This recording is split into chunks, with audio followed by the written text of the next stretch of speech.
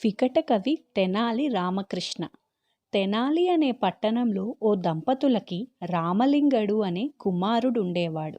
రామలింగడికి చదువు సంధ్యల కంటే ఆటపాటలంటేనే ఎక్కువగా ఆసక్తి ఉండేది.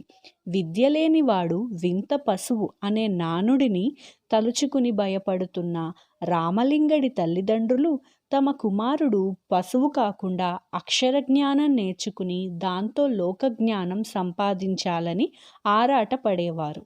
అయితే బాల్యమంతా ఆటపాటలతో కాలక్షేపం చేసిన తెనాలి రామలింగడు పెద్దవాడు అయిన తరువాత బ్రతికేందుకు విద్య అవసరమని తెలుసుకున్నాడు. అయితే మానవ శక్తితో సాధ్యం కానివి దైవశక్తితో సాధ్యమవుతాయని పెద్దలు చెప్పుకుంటుంటే చాలాసార్లు విన్న రామలింగడు చివరికి దైవశక్తిని ఆశ్రయించాలని నిర్ణయించుకున్నాడు. తన నిష్కల్మషమైన మనసుతో జగన్మాతను ఆరాధించసాగాడు. అలా రామలింగడు ప్రార్థనను చాన్నాళ్లుగా గమనించిన జగన్మాత ఓ రోజున రామలింగడికి ప్రత్యక్షమైంది. ఒక చేతిలో ధనలక్ష్మి, మరో చేతిలో విద్యాలక్ష్ములను పాయసంగా మార్చి వెండి గిన్నెలో నింపి మరీ తీసుకువచ్చింది జగన్మాత. జగన్మాత దర్శనంతో పులకరించిపోయిన రామలింగడు తనకు తెలియకుండానే ఛందోబద్ధమైన స్తుతి పద్యాలతో ఆమెను ప్రార్థించాడు. అక్షరజ్ఞానం లేని అతడి నోటి వెంట అక్షరాలు ముత్యాల జల్లులాగా పొంగి పొర్లాయి. జగన్మాత మహిమ ప్రభావంతోనే ఇదంతా జరిగిందని గ్రహించిన అతడు తన్మయత్వంతో మురిసిపోయాడు. చూడు నాయనా, నీ భక్తికి సంతోషించాను. నీకు కావాల్సిన వరం ఇస్తాను. ఏది కావాలో కోరుకో అంటూ అన్నీ తెలిసినా ఏమీ తెలియనట్టు నటిస్తూ రామలింగడిని అడిగింది జగన్మాత.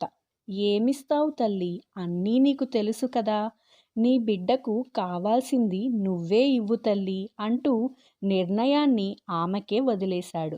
చూడు నాయనా, కుడి చేతి గిన్నెలో ఉన్న పాయసం విద్యాలక్ష్మి, ఎడమ చేతి గిన్నెలో ఉన్న పాయసం ధనలక్ష్మి. ఈ రెండిటిలో ఏది కావాలో దాన్ని తీసుకుని సేవిస్తే అది కడదాకా నీ వెంటే ఉంటుందని చెప్పింది జగన్మాత.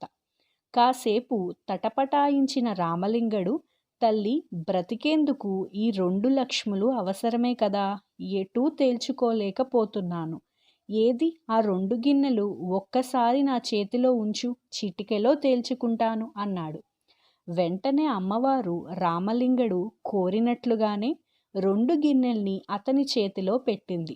అల్లరివాడు, కొంటెవాడు అయిన రామలింగడు వెంటనే ఆ 2 గిన్నెల్లోని పాయసాన్ని రెండిట్లోనూ కలిపేసి ఒక గిన్నెలో కలగలసిన పాయసాన్ని చటుక్కున తాగేసి మరో గిన్నెను జగన్మాత చేతిలో పెట్టాడు. రామలింగడు చేస్తున్న పనికి ఆశ్చర్యపోయిన జగన్మాత కోపంగా అతడి వంట చూడసాగింది. తప్పును గ్రహించిన రామలింగడు వెంటనే అమ్మవారిని శరణు వేడాడు.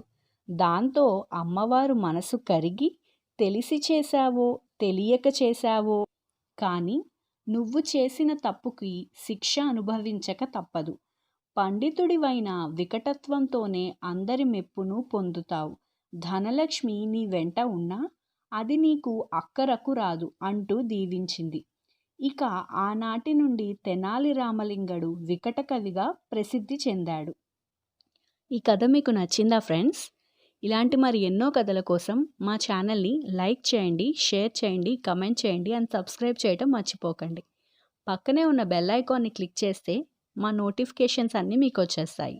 Thank you.